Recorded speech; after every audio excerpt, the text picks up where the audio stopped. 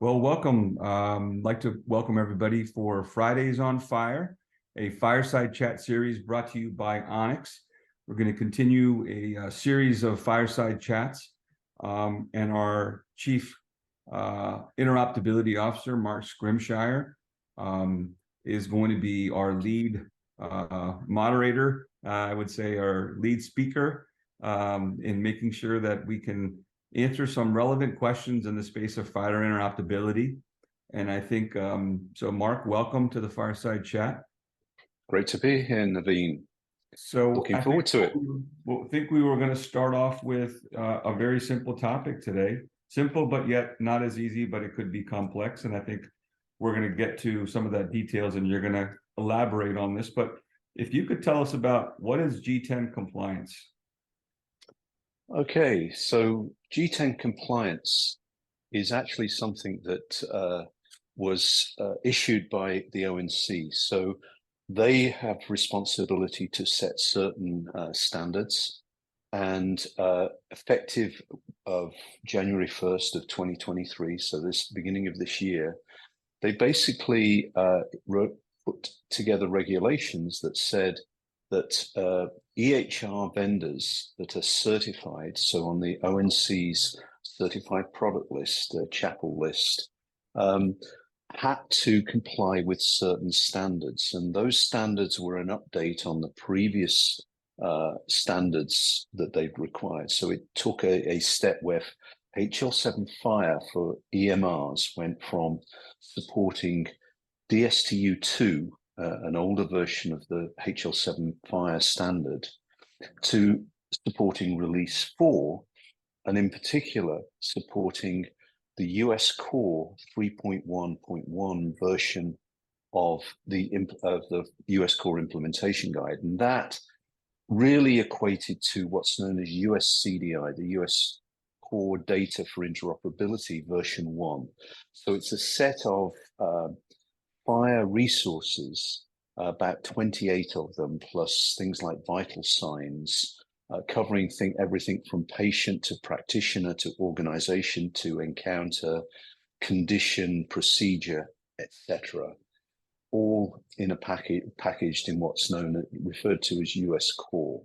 And is US Core, Mark, is claims, clinical? What type of data? US Core, no, it didn't actually include claims in that. US Core is strictly focused on clinical resources that typically the EMR vendors have. CMS has a separate set of interoperability rules that have requirements around payers producing claims information and other artifacts. Okay, so what G10 means really is that here's a standard set of data, so standard data formats that are going to have clinical information in them that is generally useful. And then there were two additional requirements to that G10 compliance.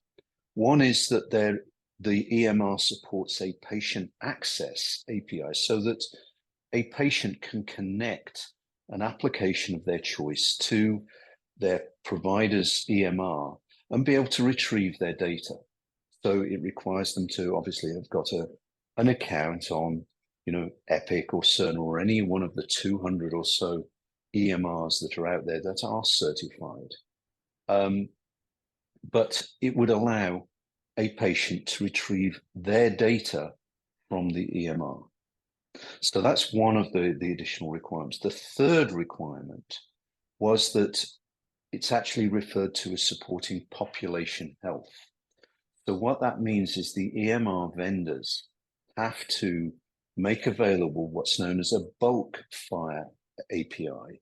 So this is that same set of clinical data, but instead you have a resource that has a list of the patients that you want to be able to pull the data for. So that list could be a list of diabetes patients. It could be a list of members of a health plan. It really is effectively an arbitrary list, but the purpose of it is that by defining that list, it defines the cohort of patients that you're interested in, and you can then pull or any of the resources in that US core data set. So it allows, for example, a clinician at the hospital to do some bulk analysis of all of their patients. It's interesting in the fact that ONC also basically defined that those APIs should be under the control of the provider, the system that owns the EMR, and not the EMR vendor themselves. Okay. So it lays the groundwork for providers and health systems to work with business partners and to be able to exchange information without the EMR vendor being directly the toll gate. So it raises some interesting opportunities. Now there's about 200 plus EMR vendors on that certified product list that are basically certified to this G10 compliance. I suppose we should touch on why G10. And it's basically, if you go and read the regulations, the line of text in the regulation is basically in paragraph G10 that defines this certification requirement. So everybody, in typical fashion, has come up with a shorthand to say, what is this certification? And they refer to basically that line in the regulation by its numbering. So everybody refers to it as G10. So one of the things I was curious about, Mark, and maybe you can help us understand is, health plans do already get their data from the EMRs. So what does G10 mean for the health plans as it relates to acquiring the data? How is it different than what they have today? So health plans may have connections with health systems. They may have actually gone out and purchased solutions from EMR vendors like Epic, where they're paying Epic to be able to get to this data. What G10 does is basically say, here's an open standard API that you can access without necessarily paying those premiums.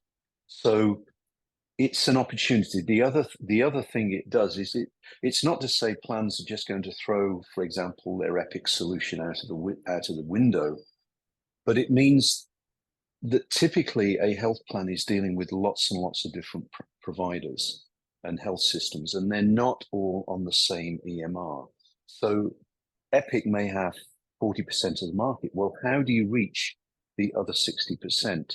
What this G10 compliance enables really is that the method of connecting to those EMRs is going to be the same. The data that you can collect is going to be the same. So you can build your processes to collect that data.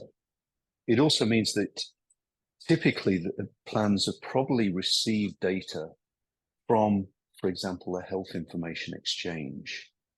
So the information exchange has aggregated the data for a whole host of providers and will provide it to the payers, but it's typically been done using what's known as CCDA, or basically really complex XML documents.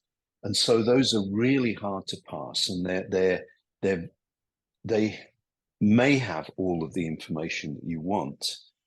What FHIR enables is you can be more specific in the data that you're asking for. So you don't have to get the entire patient record when you're only interested in a handful of pieces of data. You can be more specific in going and asking via FHIR, saying, I want the patient record and I want these observations. Okay. So it offers some new opportunities for health plans in being able to get at more data and be able to process that more simply and in a more streamlined manner. Or customize it and customize it in such a way that if you say that USCDI is 28 or 27 resources, and they only want one or two of those resources, like immunizations or vital signs, and that's all they want, in a bulk fashion for their members, they can do so.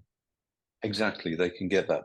Now, they will have to coordinate with the provider to say, here's my list of members. Sure. And I think that's all going to be a challenge for plans. It's certainly something that we can, I think, can solve in helping streamline this whole acquisition of data.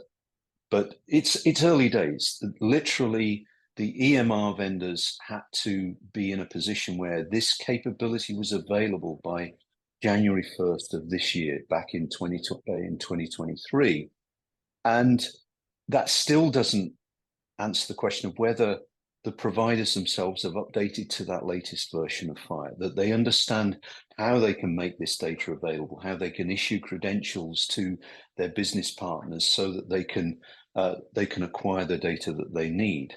But it is something that is going to be coming, and plans really should be looking at this for a whole host of reasons, whether it's to address care gaps, whether it's to do collection of HEDIS data for quality measures in a more effective manner.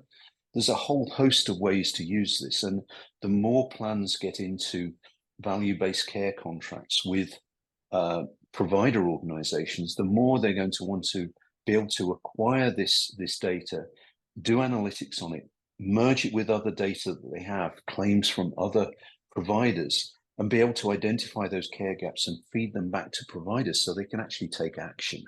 That's the real potential that is coming, and that's certainly what we've been gearing up to help plans and providers move into.